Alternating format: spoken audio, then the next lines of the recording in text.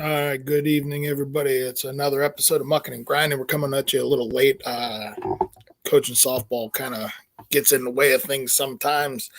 Um, but hey, we got the Stanley Cup Finals starting tomorrow. The Dallas Stars versus the Tampa Bay Lightning. Tomorrow at 7:30 on NBC or NBCSN. I haven't had actual time to look at it, so I'm a little disappointed in myself. But it's going to be a great matchup. Great offensive teams facing each other. Goaltending is going to be key in this. Hudobin has played very well for Dallas. Vasilevsky, the guy's a great goaltender. They've been great since day one. The keys to each team is, obviously who lets in the least amount of goals, but who stays healthy through this series. I'll go over who I think is going to win here in shortly. But both teams match up very well. They're both deep, both well-structured, well-coached teams. John Cooper's good coach. Rick Bowness has Dallas playing very well, was out of the blue. It hasn't coached in quite a while. You can go with matchups. You got Miro Heiskanen for Dallas. You got Victor Hedman for Tampa Bay. You got, you can go back and forth with players all day long in matchups and things like that. Kucherov, Pavelski, this one, that. It's going to be a great series to watch. It should be fun. Hopefully it'll be high-scoring games because sometimes that keeps you a little more interested than the 2-1 double overtime games that go. But with a lot of the saves that were going on in the Tampa Bay Islanders series, there's a lot of good play. It's fun to watch if you're just a hockey fan in general. I'm one of those people. I like a good 1-1 game, 2-3 overtimes. I enjoy it. I enjoy the chess match that becomes the matchups, for the teams and things like that. And sometimes all it takes is one little mistake and puck goes the other way and, you put it in the back of the net. I'm leaning towards Tampa Bay in 6. I think Victor Hedman's probably going to be, if Braden Point isn't healthy, Braden Point should be your Conn Smythe winner. If not, it would be Victor Hedman. Victor Hedman's basically scoring a goal a game in the playoffs. He's always been one of the great defensemen. He's a great Norris Trophy winner. Like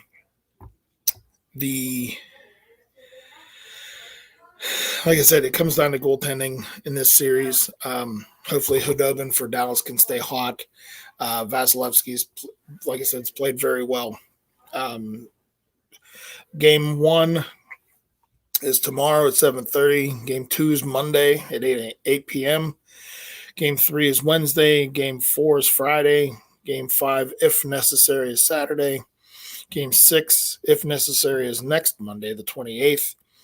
And Game 7, if necessary, would be Wednesday, the 30th. All games are except tomorrow. Tomorrow is most likely on NBC with the 7:30 start. All the other games are probably at NBCSN because they're all 8 o'clock starts.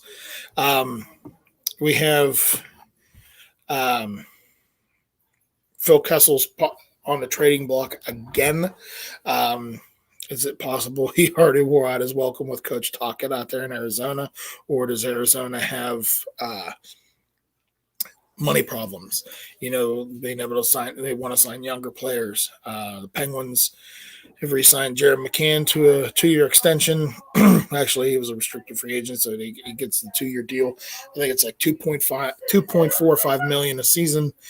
Hopefully, they'll be able to move him to wing, where he's more comfortable and he does score more goals as a winger, and they pick up a third-line center that he can play with.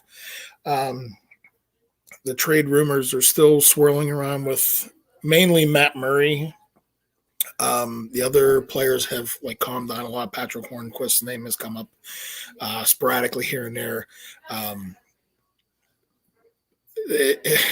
it's become increasingly harder for GMJR to trade Matt Murray because the asking price right now is a first round pick and possibly a young prospect defenseman or prospect forward or that third line center. Edmonton was interested in Matt Murray, but the asking price with the first round pick was too high. There is possibilities of Ottawa, Calgary still. Calgary could come in and sneak in, trade Sam Bennett and David Rittich. Sam Bennett would be your third line center right off the bat. He's a good young player. I think he was drafted in 2014. I don't think he's panned out the way they thought he would. But then again, Calgary's got a lot of young players. Sometimes you got to let them develop. The little, get the proper chemistry involved. It's one of those things. Like the Penguins need to dump some more salary after trading Nick Bjugstad to Minnesota for a conditional 7th round pick, eating some of his salary. I think it's $2.05 million that we're going to be eating on the cap, but you're still losing 2.4. So that's where the cap space, I think, for Jared McCann came from, is from the Nick Bjugstad deal. But if in the Matt Murray sweepstakes, if that's what you want to call them for us Pens fans, would be sweepstakes if we can get rid of them and, maybe shed some salary like a Jack Johnson is a throw in. It could be possible that Patrick Hornquist goes, and that would be another salary dump because Patrick Hornquist is making $5 million himself. It is needed for the Pens to do some salary dumping somewhere, hopefully like maybe to Ottawa, where you can get yourself, because Ottawa needs to put people on the roster because their roster right now, 90% of it is free agency. The key to trading Matt Murray to Ottawa, though, you wouldn't get a goaltender necessarily in return. You'd probably get mostly draft picks and possibly a player. There's not much to go with from Ottawa. And you never know. Minnesota may be that team that sweeps in. You trade Matt Murray, Jack Johnson, and maybe Adam Johnson, one of your lower prospect forwards from Wilkes-Barre for a Matt Dumba and a draft pick. Matt Dumba would look great in a Penguin uniform. He's a great hard-hitting defenseman. He's good, puts up good offensive numbers also. He's a younger defenseman. He's a couple years younger than Chris Letang. I think he's like maybe 25, I want to say. I could be wrong. But right now we're, kind of hitting the end of it.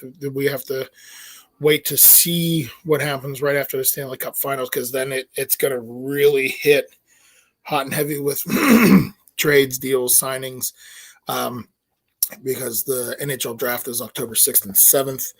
So we'll have to go from there. I'm going to keep this kind of short and sweet. It was a long day for me. Maybe we'll do I'll do a couple short shows throughout the week after the Stanley Cup final games, do little game recaps. I think that's what we'll do. Maybe we'll ask a couple people to come on, and we'll see if we can get anybody to come on and, maybe chat a little bit here and there, a couple fans of the show, maybe things like that. But as of right now, Stanley Cup Finals start tomorrow. Then, like I said, the trades and signings will hit hot and heavy. The one that just happened was Eric Stahl going from Minnesota to for Marcus Johansson was on September 11th. But like I said, I'm going to keep this short and sweet tonight. That was a long day for me. We'll put little small recap shows together for the Stanley Cup Finals, little game recaps, and get a little reaction from hopefully some of the fans. But thanks again. We're going to do a short show tomorrow after the game 1, and have a good night, everybody.